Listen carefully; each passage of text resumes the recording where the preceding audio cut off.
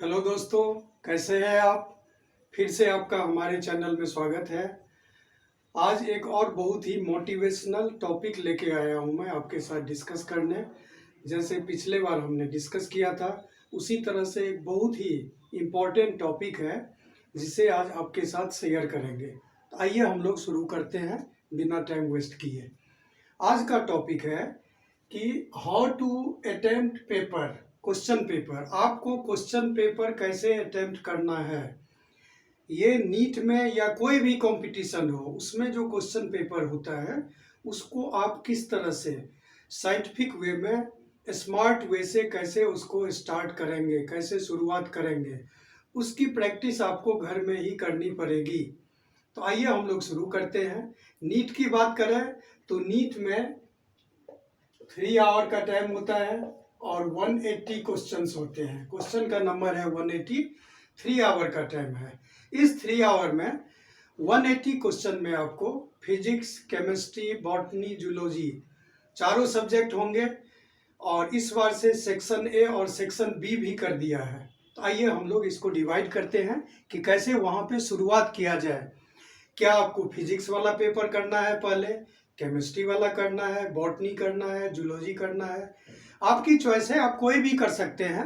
लेकिन मेरा ये सजेशन है कि आपको सबसे पहले बायोलॉजी वाला क्वेश्चन करना चाहिए। रीजन क्या है, साइंटिफिक रीजन क्या है। बायो का क्वेश्चन कंपैरेटिवली थोड़ा इजी लगेगा आपको, तो आपका टाइम कुछ बचेगा जिसको आप फिजिक्स और केमिस्ट्री में दे सकते हैं। तो आइए एक स्ट्रेटजी बनाते हैं हम लोग। 3 आवर को हम लोग 3 पार्ट में डिवाइड करते हैं। 1 आवर, फिर उसके बाद 1 आवर और उसके बाद 30 to 40 मिनट।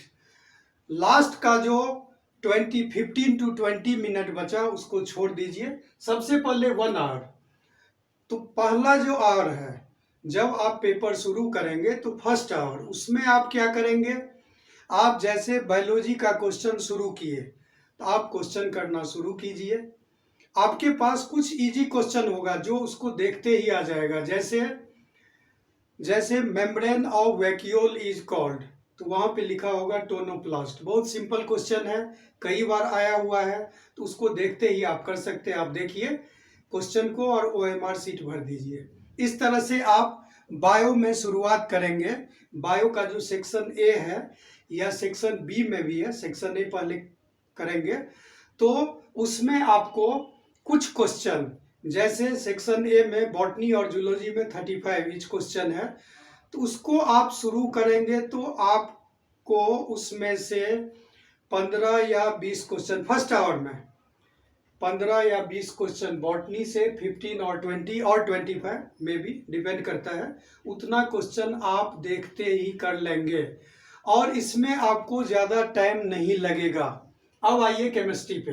इसी 1 आवर में केमिस्ट्री पे या फिजिक्स पे आए, उसको शुरू किए। अब उसमें जैसे 35 क्वेश्चन है फिजिक्स या केमिस्ट्री में, तो उसमें से आप 10 to 15, सपोज कीजिए 10 to 20, इस बीच में से क्वेश्चन जो थ्योरी पे बेस्ड है उसको आप डायरेक्टली कर सकते हैं। तो उसको आप करके ओएमआर शीट भर लीजिए। उसी तरह से केमिस्ट्री या फिजिक्स पहले किए हैं तो केमिस्ट्री, इस तरह से आपको उसको कर लेना है। ये लगभग 1 आवर में आपके पास जो इजी क्वेश्चन जिसे आप देखते ही कर सकते थे उसको आपने कर लिया। अच्छा, सपोज कीजिए आप कोई क्वेश्चन कर रहे हैं, चाहे वो किसी भी सब्जेक्ट का हो, उसको आपने पढ़ा, वो क्विकली आपको उसका आंसर नहीं मिला या 2 आंसर में आपको डाउट है, तो क्या करेंगे, उस क्वेश्चन में हल्का सा टिक लगा दीजिए, डॉट लगा दीजिए और क्वेश्चन को एस्केप कर दीजिए आगे के लिए। सेकेंड आवर जो हमारे पास टाइम है उसमें उस क्वेश्चन को फिर से पढ़ना है, फिर से ट्राई करना है कि इसमें दिक्कत क्या है। कई बार बड़ा सा क्वेश्चन होता है, लॉन्ग पैराग्राफ होते हैं, तो उसको भी एक बार पढ़े और नहीं आया, वैसे वो क्वेश्चन इजी होता है, लेकिन एक बार आपने अटेम्प्ट किया नहीं आया तो उसको डॉट लगा के सेकेंड आवर के लिए उसको छोड़ दीजिए, पहले आवर में मत कीजिए। रीजन बता रहा हूं क्या है ये, कि जब आप फर्स्ट आवर में 50 to 70% लगभग 50 to 70% पेपर या 80% डिपेंड कर रहा है आपके प्रिपरेशन पे, उतना क्वेश्चन आपने कर लिया तो आपका कॉन्फिडेंस लेवल मेंटेन रहेगा। नहीं तो इनिशियली फर्स्ट आवर में आपने कुछ क्वेश्चन ले लिए और वो क्वेश्चन किसी भी रीजन से आप ट्राई किए और ठीक से आया नहीं, तो आपका कॉन्फिडेंस लूज होने लगेगा। ये नहीं करना है आपको। आपको सबसे पहले जो इजी क्वेश्चन है उसको ट्राई करना है। अब सेकेंड आवर की में आते हैं। अब जिस क्वेश्चन में आपने डॉट लगाया था या टिक किया था या जो लगा कि आपका बड़ा है बाद में करेंगे, उसको आप ट्राई कीजिए। इसमें से अब 20 to 30% या हो सकता है पहले कम किए हों तो ज़्यादा, इस 1 आवर में आपका वो जो क्वेश्चन है जो थोड़ा आपको टफ लग रहा है, जैसे सपोज कीजिए कि आपके पास बायो का क्वेश्चन है कि हस्बैंड वाइफ है, जो वाइफ है वो और ये हस्बैंड है, इनका दोनों के जो मदर है, दोनों के मदर कलर ब्लाइंड है। इनके भी मदर कलर ब्लाइंड है, एक्सी इनकी भी जो मदर है वो कलर ब्लाइंड है। तो क्या होगा, ये जो हस्बैंड वाइफ है इनमें इनके मदर से इसमें एक्सी आ गया, फादर का पता नहीं क्या है, और इनके मदर से ये जो हस्बैंड है इनमें भी एक्सी आ गया, ये एक्स का जीन आ गया। तो यहाँ पे जो हस्बैंड है ये हो गया कलर ब्लाइंड और जो वाइफ है वो कैरियर हो गई। अब इनके बच्चे के बारे में आपको पूछा जाए कि जैसे डॉटर है तो डॉटर या तो कलर ब्लाइंड हो सकती है या डॉटर कैरियर हो सकती है। तो आपको पूछा जाए कि कलर ब्लाइंड फर्स्ट डॉटर है और वो कलर ब्लाइंड होने का कितना परसेंट चांस है, तो 50% चांस है। उसी तरह से सन की बात की जाए तो सन अगर एक्सी आ गया वाई के साथ तो सन कलर ब्लाइंड हो जाएगा।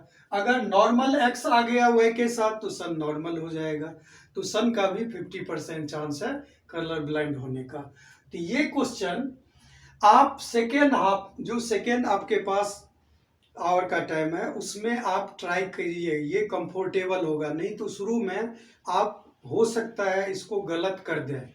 इसको जो आपके पास सेकेंड आवर का स्लॉट है उसमें आप इसे ट्राई कीजिए। अब जो लास्ट वाला बचा, जैसे फिजिक्स का कुछ क्वेश्चन है उसको आपने ट्राई किया, आपका आंसर भी आया, या केमिस्ट्री का कोई क्वेश्चन है लेकिन चॉइस देखें तो चॉइस तो ऐसा है ही नहीं। तो ये क्वेश्चन सब लास्ट में 2 आवर के बाद जो आपके पास टाइम है उस टाइम में आप ट्राई कर सकते हैं। आपके पास बहुत टाइम मिलेगा। आपको फिजिक्स, आपको बायोलॉजी, जब आपका काफ़ी क्वेश्चन हो जाएगा तो फिजिक्स केमिस्ट्री के लिए आपके पास बहुत सारा टाइम मिलेगा जिसे आप ट्राई कर सकते हैं। तो ये स्ट्रेटजी हमारे हिसाब से बेस्ट स्ट्रेटजी है क्वेश्चन को अटेम्प्ट करने का। आपको बताए थे पहले कि OMR सीट साथ साथ फिल करते रहना है सो दैट बाद में आपका जो OMR सीट भरने में प्रॉब्लम ना हो, सही से भरा जाए, निगेटिव का चांस कम हो। तो कॉन्फिडेंस लेवल मेंटेन रखने के लिए आपको शुरू में इजी क्वेश्चन, डायरेक्ट क्वेश्चन आपको अटेम्प्ट करते रहना है। जैसे फाइटोफेगस लगभग 25% इंसेक्ट का स्पेसीज है जो किसी न किसी फॉर्म में प्लांट सैप या प्लांट का कोई भी पार्ट कंज्यूम करते हैं, दे आर फाइटोफेगस। इसी तरह से एलेंस रूल है, mammals of colder climate have shorter limbs and ears to minimise heat loss. अब वहाँ पे मेमल दिया रहेगा, बर्ड दिया रहेगा, रेप्टाइल दिया रहेगा, क्या क्या, शॉर्टर लिम्स एंड ईयर्स, क्योंकि सरफेस एरिया ज़्यादा होगा तो हीट लॉस ज़्यादा हो जाएगा, इसीलिए उनके लिम्स जो पैर है और जो ईयर है वो छोटे छोटे होते हैं। इस तरह के छोटे छोटे टिप्स से आपको बहुत बड़ा आपका जो है ड्रीम पूरा हो सकता है। और ये एक स्ट्रेटजी है, इस स्ट्रेटजी को फोकस करके आपको आगे बढ़ना है। इस स्ट्रेटजी को आपको घर में प्रैक्टिस करना है। 2 to 5 जब बैठते हैं या दूसरे टाइम में बैठते हैं उस टाइम में सेम स्ट्रेटजी फॉलो कीजिए, तो आपका जो है प्रिपरेशन वो बेस्ट होगा, आपका रैंक अच्छा मिलेगा। तो आपको शुरू में अगर कोई टफ क्वेश्चन ले लेंगे तो वहाँ पे आपका टाइम ज़्यादा लगेगा, तो बाद में कम टाइम रहेगा, आते हुए क्वेश्चन भी गलत हो जाएगा। एक और चीज़ यहाँ पे है बहुत इम्पोर्टेंट, कि आप जैसे क्वेश्चन पढ़ रहे हैं, आपने कुछ क्वेश्चन रीड कर लिया और लगा कि ये आंसर है, तो वो रफ में कहीं पे इसका यहाँ पे या हल्का सा वहाँ पे डॉट दे दीजिए कि इसका आंसर मुझे लग रहा है। या आपको 2 चॉइस में डॉट है और एक चॉइस में आपको ज़्यादा लग रहा है, तो वहाँ पे डॉट दे दीजिए, अभी OMR नहीं भरिए, एक बार और रीड किए, उसके बाद जब कंफर्म हो गए तो किए। अगर कंफर्म नहीं हुए लास्ट तक, तो उस क्वेश्चन को आपको छोड़ना है, नहीं तो निगेटिव होने का चांस है। यहाँ पे कोई भी डाउटफुल क्वेश्चन आपको अटेम्प्ट नहीं करने हैं, नहीं तो प्रॉब्लम हो जाएगा, उसका निगेटिव होने का चांस है और आप जितना एक्सपेक्ट करके आएंगे उससे काफ़ी कम मार्क आ जाएगा, तो दिक्कत हो जाएगी।